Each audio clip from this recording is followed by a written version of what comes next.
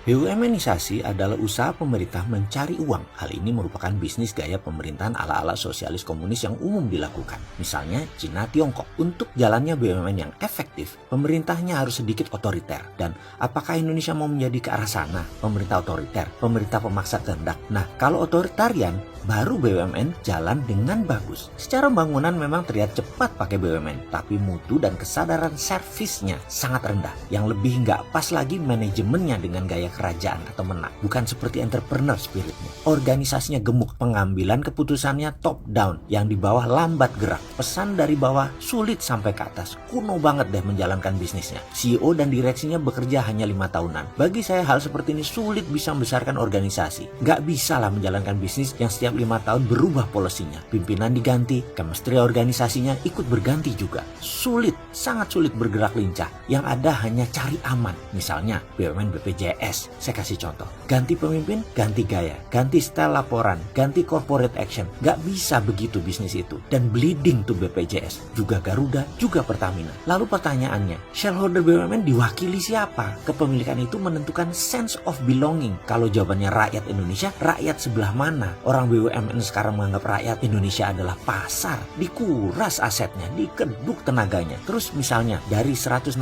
BUMN ditambah dengan anak usahanya semuanya kira-kira ada 800. Itu asetnya hanya 3.500 triliun rupiah. Dan ini senilai US dollar kira-kira 250 billion. Dibandingkan dengan satu perusahaan GE, General Electric, sudah jauh ketinggalan. Aset GE dan market capitalization-nya, GE sekitar 500 billion US dollar. Dibandingkan Apple Incorporated mencapai 1000 billion US dollar atau 1 triliun dolar. Dan mereka hanya dipimpin seorang CEO, bukan menteri dengan perangkat departemennya. Bingung saya kalau urusan begini. BUMN Indonesia dibanding akumulasi jumlah beberapa grup, misalnya Sinarmas Group, Salim Group, Jarum Group, itu hampir sama market cap-nya. Ini sisi lokal loh, bukan sisi swasta negara lain. Jauh. Untuk itu, saya mau kasih solusi. Sebenarnya untuk membesarkan ekonomi sebuah negara itu gampang. Distribusi kekayaan ke swasta. Itu salah satu kuncinya. Saat ini, nasional swasta banyak yang siap untuk dikembangkan. Beri kami kekuatan dukungan regulasi saja. Kami tidak mau manja seperti pebisnis kaum tua-tua konglomerat yang kaya